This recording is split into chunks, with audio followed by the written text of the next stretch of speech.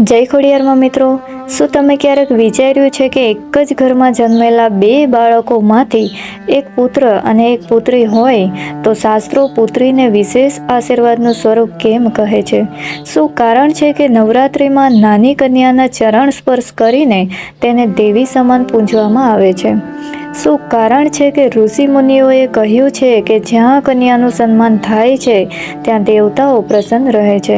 અને સૌથી મોટો પ્રશ્ન, શું ખરેખર પુત્રીના સ્વરૂપમાં કોઈ સામાન્ય આત્મા જન્મ લે છે કે પછી તે ભગવાનની વિશેષ કૃપા બનીને માતા પિતાના જીવનમાં આવે છે?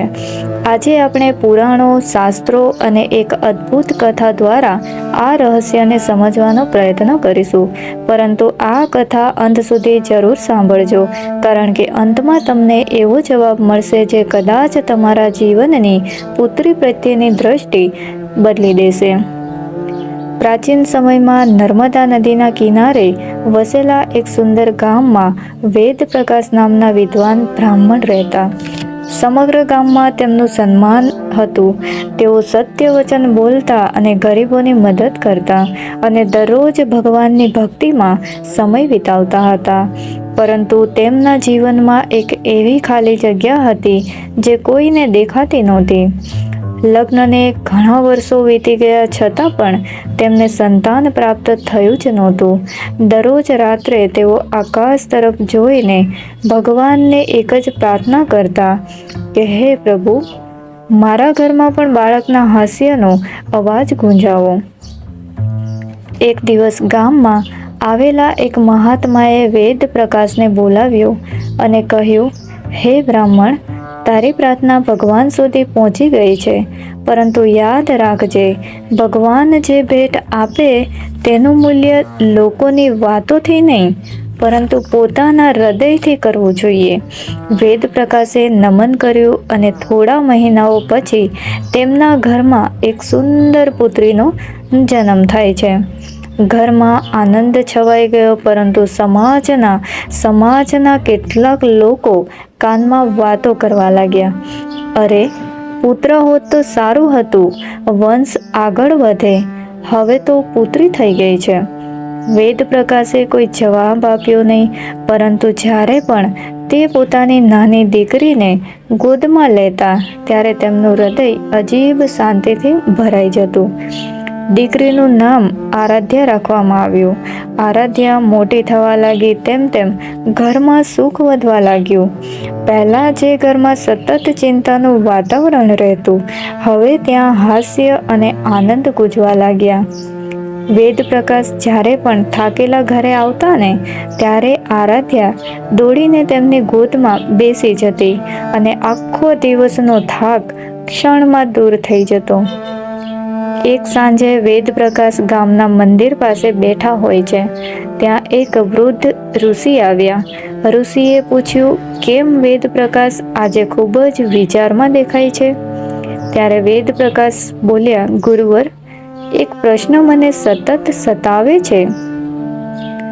લોકો કહે છે કે પુત્રી ઘરની લક્ષ્મી છે, પરંતુ શાસ્ત્રોમાં તેને એટલું મહાન સ્થાન કેમ આપવામાં આવ્યું છે?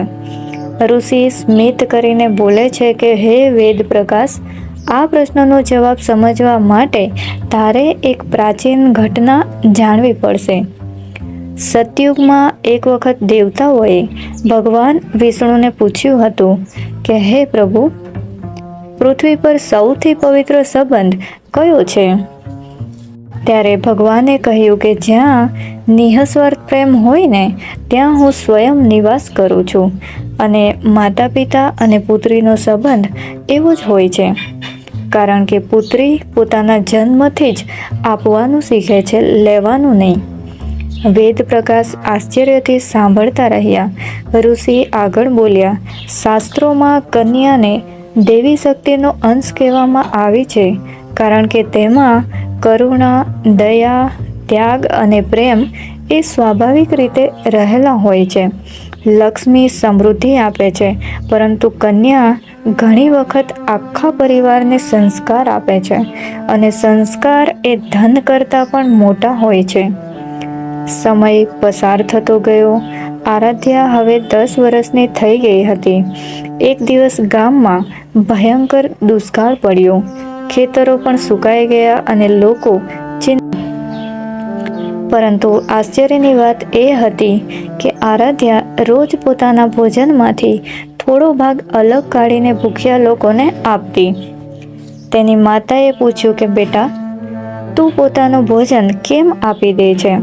ત્યારે આરાધ્યાએ જવાબ આપ્યો, માં, જો મારા કારણે કોઈ એક વ્યક્તિ પણ ભૂખ્યો ના રહે તો ભગવાન મને વધુ આપશે. આ શબ્દો સાંભળીને તેની માતાની આંખોમાં આંસુ આવી ગયા, કારણ કે એટલી નાની ઉંમરે પણ તે કરુણાનું જીવંત સ્વરૂપ બની ગઈ હતી. થોડા વર્ષો પછી વેદપ્રકાશ ગંભીર રીતે બીમાર પડે છે અને વૈદ્યોને બોલાવવામાં આવ્યા, પરંતુ કોઈ ખાસ ફરક પડ્યો નહીં. રાત દિવસ તેમની સેવા કરનાર એક જ વ્યક્તિ હતી, આરાધ્યા.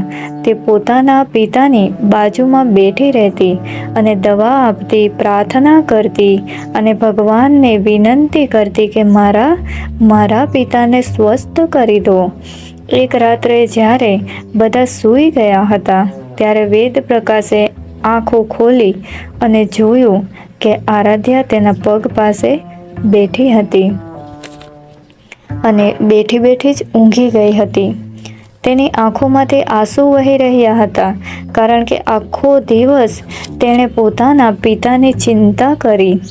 અને તે ક્ષણે વેદપ્રકાશના મનમાં એક વિચાર આવે છે કે લોકો કહે છે પુત્ર વૃદ્ધાવસ્થાનો સહારો બને છે, પરંતુ આજે તો મારી પુત્રી મારા માટે આખી દુનિયા બની ગઈ છે.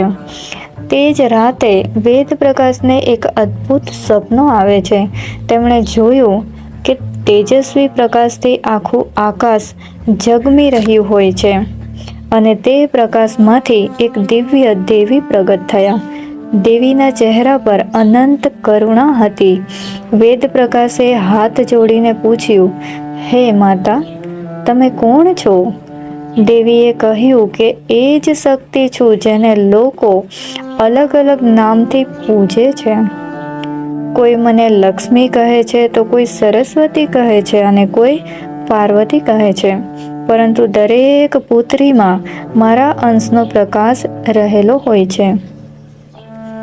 વેદપ્રકાશે પૂછ્યું, હે માતા, શું દરેક પુત્રી ખરેખર દેવીનું સ્વરૂપ હોય છે? દેવીએ જવાબ આપ્યો, દરેક પુત્રીમાં દિવ્ય ગુણોનું બીજ રહેલું હોય છે. કેટલીક પુત્રીઓ પોતાના માતા પિતાના જીવનમાં પ્રેમ બનીને આવે છે અને કેટલીક સંસ્કાર બનીને આવે છે અને કેટલીક સેવા બનીને આવે છે અને કેટલીક તો પોતાના માતા પિતાના જીવનનો અંધકાર દૂર કરવા માટે જ જન્મ લે છે.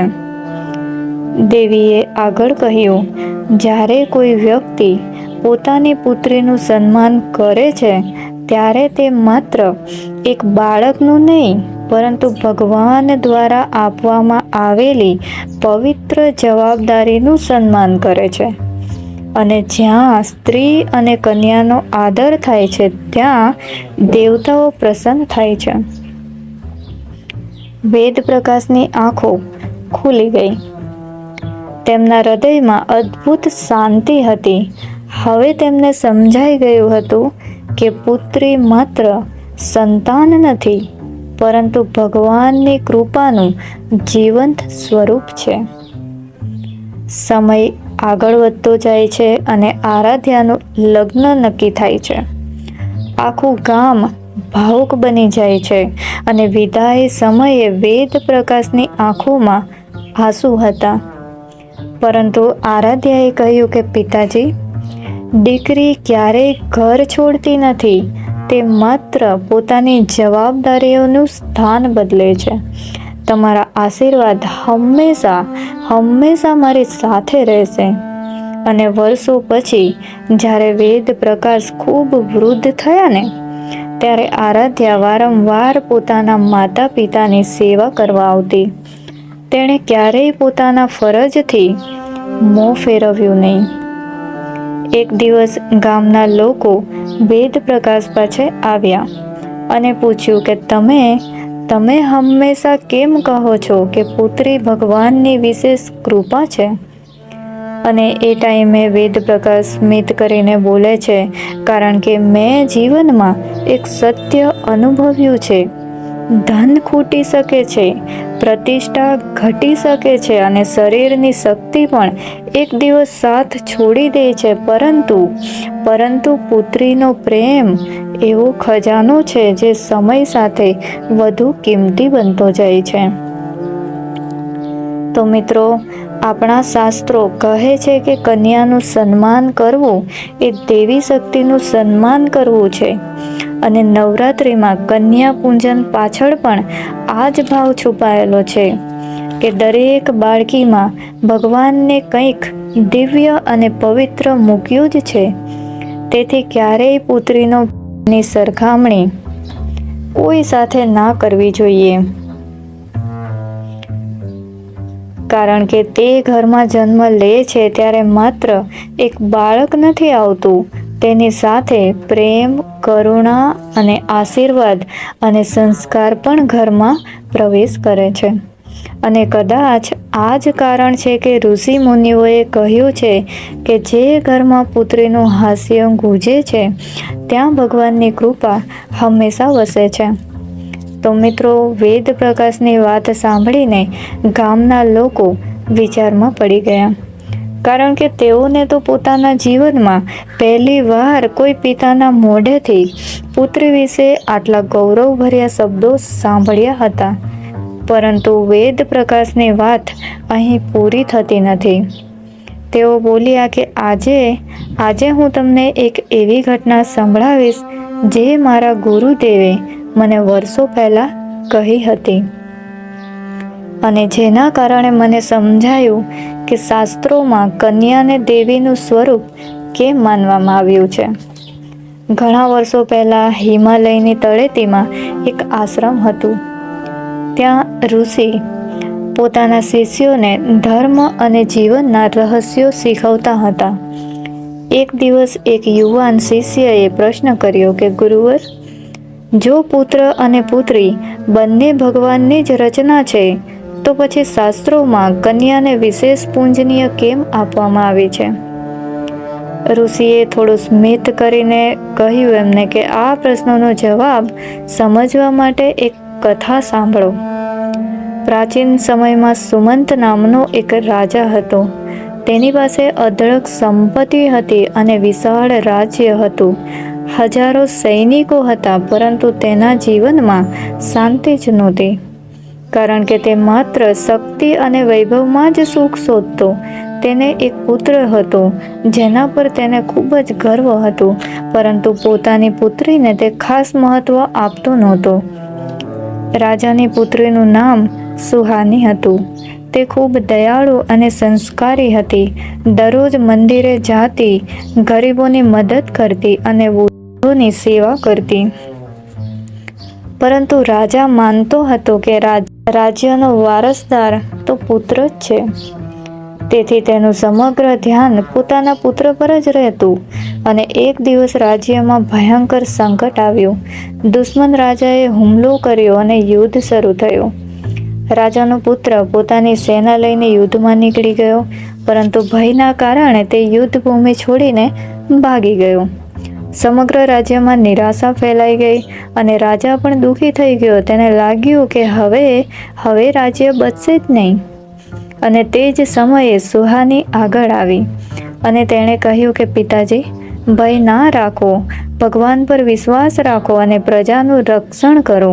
અને સુહાની પોતે યુદ્ધ કરવા ગઈ નહીં, પરંતુ તેણે આખા રાજ્યના લોકોને એક કર્યા અને ઘાયલ સૈનિકોની સેવા કરી અને અનાજનું પણ વિતરણ કર્યું અને પ્રજાના મનમાંથી ભય દૂર કર્યો.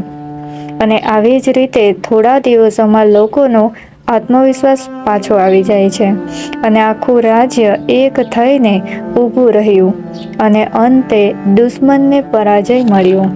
અને ત્યારે રાજા આશ્ચર્યમાં પડી જાય છે, કારણ કે જે કામ તેની તાકાત અને સેનાએ ના કર્યું તે કામ તેની પુત્રીએ પોતાના પ્રેમ, કરુણા અને બુદ્ધિથી કરી બતાવ્યું. અને તે રાત્રે જ રાજા મંદિરમાં ગયો અને ભગવાન સામે રડી પડ્યો. તેણે મને સમજાયું કે હું કેટલો મોટો અહંકારી હતો. હું માત્ર બાહ્ય શક્તિને જ શક્તિ માનતો, પરંતુ સાચી શક્તિ તો પ્રેમ અને કરુણામાં છે. કહેવાય છે કે તે સમયે મંદિરમાંથી એક દિવ્ય વાણી સંભળાઈ, જ્યાં કરુણા હોય ને ત્યાં હું છું, અને જ્યાં સેવા હોય ત્યાં હું છું, અને જ્યાં નિઃસ્વાર્થ પ્રેમ હોય ને ત્યાં પણ મારી શક્તિ જ નિવાસ કરે છે. અર્થ માત્ર એટલો નથી કે પુત્રી મહાન છે, પરંતુ તેનો અર્થ એ છે કે ભગવાને સ્ત્રી અને કન્યામાં એવા ગુણો મૂક્યા છે જે સમગ્ર સમાજને જોડવાની શક્તિ ધરાવે છે. શાસ્ત્રોમાં કહેવામાં આવ્યું છે કે જ્યારે કોઈ બાળકી જન્મ લે છે ત્યારે માત્ર એક નવું જીવન જ જન્મતું નથી, પરંતુ તેમના સાથે અનેક સંબંધોમાં પ્રેમનો એક નવો પ્રવાહ પણ જન્મે છે. એક પુત્રી પોતાના પિતાને જવાબદારી શીખવે છે અને પોતાની માતાને મિત્રતા શીખવે છે. પોતાના ભાઈને રક્ષણ અને સન્માન શીખવે છે અને સમગ્ર પરિવારને સંસ્કાર શીખવે છે. એટલા માટે જ મિત્રો ઘણા સંતો કહેતા હતા કે ઘરમાં પુત્રી હોવી એ ભગવાનની એવી કૃપા છે જેનો સાચો અર્થ વર્ષો પછી જ સમજાય છે. અને વેદ પ્રકાશ ગામના લોકોને કહેતા કે જ્યારે આરાધ્યા નાની હતી ને ત્યારે હું વિચારતો હતો કે હું તેને સંસ્કાર શીખવી રહ્યો છું, પરંતુ આજે પાછળ વળીને જોઉં ને તો સમજાય છે કે સાચા સંસ્કાર તો તેણે મને શીખવ્યા છે. તેણે મને કરુણા શીખવી, મને ધીરજ શીખવી અને મને નિઃસ્વાર્થ પ્રેમનો અર્થ સમજાવ્યો. અને ગામના એક વૃદ્ધે એમને પૂછ્યું, પરંતુ શાસ્ત્રોમાં કન્યા પૂજનનું એટલું મહત્વ કેમ છે? ત્યારે વેદ પ્રકાશ બોલે છે કે કન્યા પૂજન પાછળનો ભાવ માત્ર એક બાળકીને પ્રસાદ ખવડાવવાનો નથી, પરંતુ પોતાના મનમાં રહેલા અહંકારને દૂર કરવાનો છે. જ્યારે આપણે એક નાની કન્યામાં દેવીનું સ્વરૂપ જોવાનું શીખીએ ને ત્યારે આપણે દરેક સ્ત્રીમાં સન્માન જોવાનું શીખીએ, અને એ જ આપણો સાચો ધર્મ છે. મિત્રો, કહેવાય છે કે એક વખત દેવી પાર્વતીએ ભગવાન શિવને પૂછ્યું કે પૃથ્વી પર તમને સૌથી વધુ પ્રસન્ન કોણ કરે છે? ત્યારે ભગવાન શિવે કહ્યું કે જે પોતાના ઘરની સ્ત્રીઓ અને કન્યાઓનું સન્માન કરે છે તે મને સૌથી વધુ પ્રિય છે, કારણ કે સન્માન વગરની ભક્તિ પણ અધૂરી છે. અને આ વાત સાંભળીને પાર્વતીજી સ્મિત કર્યા, કારણ કે તેમને ખબર હતી કે જે સમાજ પોતાની પુત્રીઓને સન્માન આપે છે તે સમાજ હંમેશા પ્રગતિ કરે છે. સમય બદલાતો ગયો, પરંતુ વેદ પ્રકાશની વાતો આખા ગામમાં પ્રસિદ્ધ થઈ ગઈ. હવે જ્યારે પણ કોઈના ઘરમાં પુત્રીનો જન્મ થતો ત્યારે લોકો તેને ભાર નહીં પરંતુ આશીર્વાદ માનવા લાગ્યા.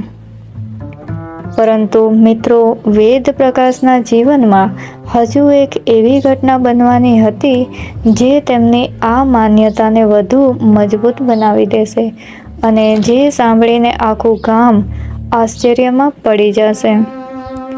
વેદ પ્રકાશે ગામના લોકો સામે જે વાત કહી હતી ને તેના થોડા જ દિવસો પછી તેમના જીવનમાં એક એવી ઘટના બની હતી જેને તેઓ જીવનભર ભૂલી શક્યા જ નહીં. એક સાંજે તેઓ મંદિરેથી ઘરે પરત ફરી રહ્યા હતા. ત્યારે રસ્તામાં તેમને એક વૃદ્ધ સાધુ મળ્યા. સાધુ એ ખૂબ જ થાકેલા અને ભૂખ્યા દેખાતા હતા. વેદ પ્રકાશ તેમને પોતાના ઘરે લઈ જાય છે. આરાધ્યાએ તરત જ તેમના માટે ભોજન તૈયાર કર્યું અને પાણી આપ્યું અને ખૂબ જ આદરથી તેમની સેવા પણ કરી.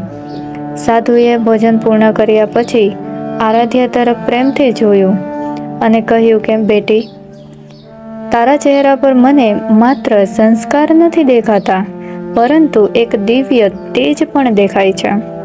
અને આરાધ્યા નમ્રતાથી બોલી કે મહારાજ, હું તો માત્ર મારા માતા પિતાએ શીખવેલા સંસ્કારોનું પાલન કરું છું.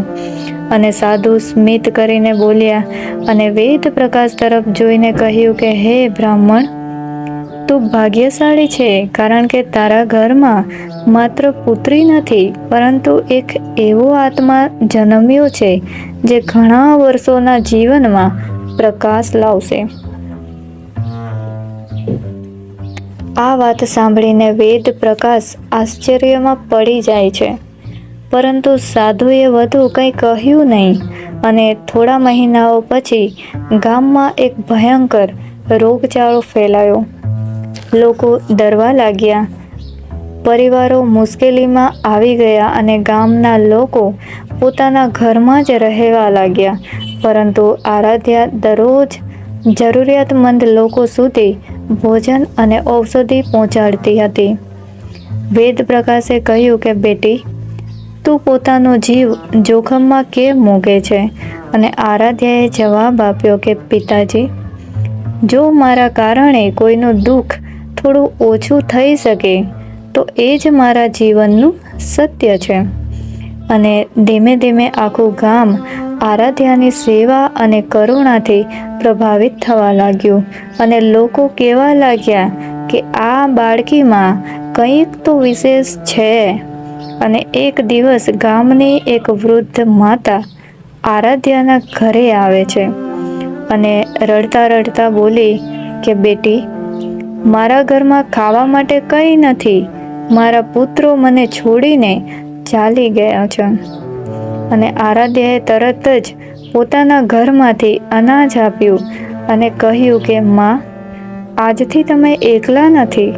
વૃદ્ધ માતાની આંખોમાં આંસુ આવી ગયા અને તેમણે કહ્યું કે બેટી, ભગવાન દરેકને પુત્રી જ આપે તો દુનિયામાં કોઈ વૃદ્ધ એકલો ના રહે. આ શબ્દો સાંભળીને વેદ પ્રકાશનું હૃદય કાંપી ઉઠ્યું, કારણ કે તેમને ફરી સમજાઈ ગયું કે પુત્રીનો મહિમા માત્ર શાસ્ત્રોમાં જ લખાયેલો નથી, પરંતુ જીવનમાં પણ અનુભવાય છે. અને તે જ રાત્રે વેદ પ્રકાશ મંદિરમાં જાય છે અને ભગવાન સામે બેસી ગયા અને તેમણે પ્રાર્થના કરી કે હે પ્રભુ, આજે મને સમજાય છે કે તમે પુત્રીને આશીર્વાદ કહો છો, કારણ કે જ્યાં પુત્રી હોય છે ને ત્યાં કરુણા હોય છે, અને જ્યાં કરુણા હોય છે ત્યાં ધર્મ જીવંત રહે છે. અને એ જ સમયે મંદિરના વૃદ્ધ પૂજારી તેમની પાસે આવે છે અને બોલ્યા કે વેદ પ્રકાશ, આજે હું તને એક પ્રાચીન રહસ્ય કહું છું. શાસ્ત્રોમાં કહેવામાં આવ્યું છે કે જ્યારે કોઈ આત્મા ઘણા જન્મોના પુણ્ય લઈને પૃથ્વી પર આવે છે ને, ત્યારે તેને એવા ઘરમાં જન્મ મળે છે જ્યાં તે પ્રેમ અને સંસ્કાર ફેલાવી શકે. અને ઘણી વખત આવી આત્માઓ પુત્રીના રૂપમાં જન્મ લઈને અનેક હૃદયોને સ્પર્શી જાય છે. વેદ પ્રકાશ ધ્યાનથી સાંભળતા રહ્યા. પૂજારીએ આગળ કહ્યું, યાદ રાખજે, પુત્રીને દેવી એટલા માટે નથી કહેવાતી કે તે ચમત્કાર કરે છે, પરંતુ એટલા માટે કહેવાય છે કે તે પોતાના પ્રેમથી લોકોના જીવનમાં પરિવર્તન લાવે છે. અને પ્રેમ કરતાં મોટો ચમત્કાર દુનિયામાં કોઈ નથી. અને આ વાત સાંભળીને વેદ પ્રકાશની આંખોમાંથી આંસુ વહેવા લાગ્યા, કારણ કે તેમને પોતાની દીકરીમાં હવે માત્ર સંતાન નથી, પરંતુ ભગવાનની કૃપા દેખાવા લાગી. પરંતુ મિત્રો, હજુ એક એવી ઘટના બનવાની હતી જે વેદ પ્રકાશને આખરે એ સમજાવી દેશે કે ભગવાને તેમના ઘરમાં આરાધ્યાને કેમ મોકલી. અને એ ઘટના તેમના જીવનનો સૌથી મોટો પાઠ બનવાની હતી. પરંતુ મિત્રો, હવે સમય એવો આવ્યો હતો જ્યારે વેદ પ્રકાશના જીવનની સૌથી મોટી પરીક્ષા શરૂ થવાની હતી. અને આ પરીક્ષામાં જ તેમને પોતાની પુત્રીના આગમનનું સાચું કારણ સમજાવવાનું હતું.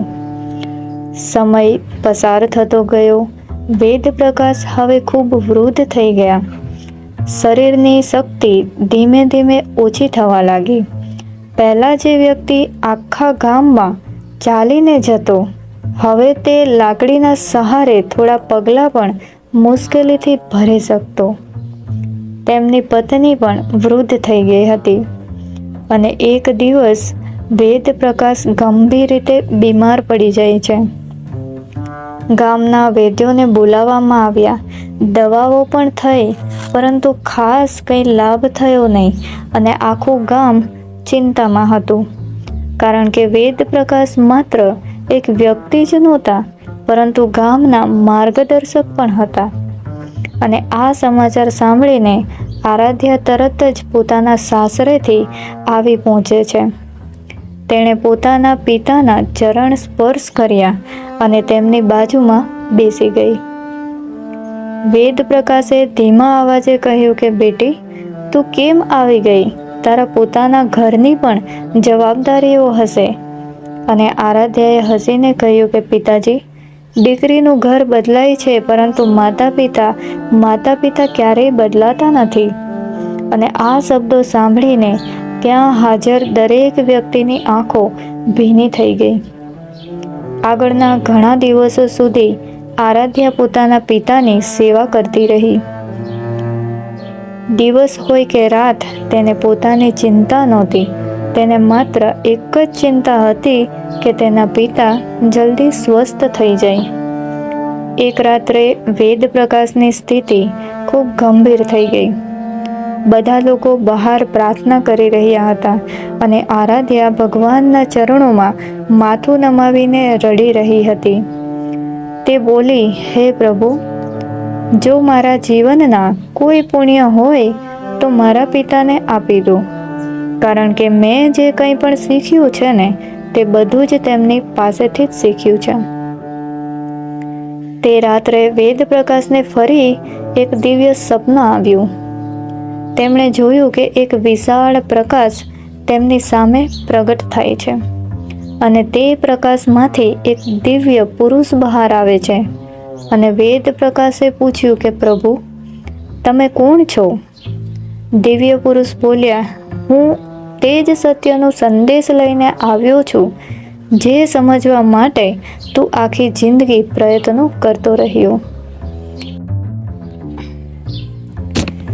વેદ પ્રકાશે હાથ જોડ્યા અને કહ્યું કે પ્રભુ, મને કહો, મારી પુત્રી મારા જીવનમાં શા માટે આવી હતી? દિવ્ય પુરુષ સ્મિત કરીને બોલ્યા કે જ્યારે કોઈ મનુષ્ય પોતાના પૂર્વ જન્મોમાં સારા કર્મ કરે છે, સેવા કરે છે અને કરુણા રાખે છે અને બીજા લોકોના દુઃખો દૂર કરે છે, ત્યારે ભગવાન તેના જીવનમાં કેટલાક વિશેષ આશીર્વાદ મોકલે છે. અને ક્યારેક તે આશીર્વાદ મિત્ર બનીને આવે છે, તો ક્યારેક ગુરુ બનીને આવે છે અને ક્યારેક તો પુત્રી બનીને આવે છે. અને વેદ પ્રકાશની આંખોમાંથી આંસુ વહેવા લાગ્યા અને દિવ્ય પુરુષ આગળ બોલ્યા કે તારી પુત્રી તારા ઘરમાં માત્ર જન્મી નથી, પરંતુ તને પ્રેમનો સાચો અર્થ શીખવવા માટે જ આવી છે. તને કરુણા શીખવવા આવી છે. તને એ સમજાવવામાં આવી છે કે સંબંધો લોહીના નહીં, પરંતુ લાગણીથી મહાન બને છે. અને યાદ રાખજે, જે ઘરમાં પુત્રીનું સન્માન થાય છે ને, ત્યાં ભગવાનની કૃપા લાંબા સમય સુધી ટકી રહે છે. અને આટલું કહીને દિવ્ય પ્રકાશ ધીમે ધીમે અદૃશ્ય થઈ જાય છે. સવારે જ્યારે વેદ પ્રકાશની આંખો ખુલીને, ત્યારે તેમની સ્થિતિમાં થોડો સુધારો હતો. તેમણે આરાધ્યાનો હાથ પકડીને કહ્યું કે બેટી, આજે મને મારા બધા પ્રશ્નોના જવાબ મળી ગયા છે. આરાધ્યાએ પૂછ્યું કે પિતાજી, કયા જવાબ? વેદ પ્રકાશ બોલ્યા કે આજે મને સમજાયું છે કે ભગવાને તને મારા ઘરમાં કેમ મોકલી. તું માત્ર મારી પુત્રી જ નથી, તું મારા જીવનની સૌથી મોટી શિક્ષિકા છે. તુંએ મને પ્રેમ શીખવ્યો, તુંએ મને ધીરજ શીખવી અને સેવા પણ શીખવી અને મને ભગવાનને સમજવાનો માર્ગ બતાવ્યો. આરાધ્યાની આંખોમાંથી પણ આંસુ વહેવા લાગ્યા અને થોડા દિવસો પછી વેદ પ્રકાશ સંપૂર્ણ સ્વસ્થ તો ન થયા, પરંતુ તેમના મનમાં એક અદ્ભુત શાંતિ આવી ગઈ અને હવે તેઓ ગામના દરેક વ્યક્તિને એક જ વાત કહેતા કે જો તમારા ઘરમાં પુત્રી હોય તો ક્યારેય તેને ભાર ના માનતા, કારણ કે કદાચ તે ભગવાને તમારા જીવનમાં મોકલેલો સૌથી મોટો આશીર્વાદ પણ હોઈ શકે. પુત્રી ધન નથી લાવતી એવું ઘણા લોકો કહે છે, પરંતુ હું કહું છું કે પુત્રી તે જ ધન છે જેને પૈસાથી ક્યારેય ખરીદી શકાતું નથી. પુત્રી માત્ર ઘરની લક્ષ્મી જ નથી, પરંતુ ઘરના સંસ્કારોની રક્ષક પણ છે. તે માત્ર માતા પિતાની સંતાન નથી, પરંતુ તેમના વૃદ્ધાવસ્થાની લાગણી છે. તે માત્ર એક સંબંધ નથી, પરંતુ ભગવાનની કરુણાનો જીવંત અહેસાસ છે. તો મિત્રો, શાસ્ત્રો આપણને શીખવે છે કે જ્યાં સ્ત્રી અને કન્યાનું સન્માન થાય છે ત્યાં દેવતાઓ પ્રસન્ન રહે છે, અને જ્યાં તેમનું અપમાન થાય છે ત્યાં સુખ અને શાંતિ લાંબા સમય સુધી ટકી શકતા નથી. તેથી જો તમારા ઘરમાં પુત્રી હોય તો તેના જન્મ પર ગર્વ કરો, તેના સપનાઓને ઉડાન આપો, તેના સંસ્કારોને મજબૂત બનાવો અને તેને હંમેશા પ્રેમ અને સન્માન આપો. કારણ કે કોણ જાણે ભગવાને તમારા જીવનમાં તેને ક્યાં વિશેષ હેતુથી મોકલી હોય. અને કદાચ આ જ કારણ છે કે ઋષિ મુનિઓએ કહ્યું છે કે પુત્રી માત્ર એક સંતાન નથી, પરંતુ ઈશ્વરની સૌથી સુંદર કૃપા છે. જય ખોડિયારમાં મિત્રો, વિડીયો પસંદ આવે તો એક લાઈક કરી દેજો અને આગળ શેર કરવાનું ભૂલતા નહીં. મળીએ બીજા વિડીયોમાં. ત્યાં સુધી બાય બાય, ટેક કેર.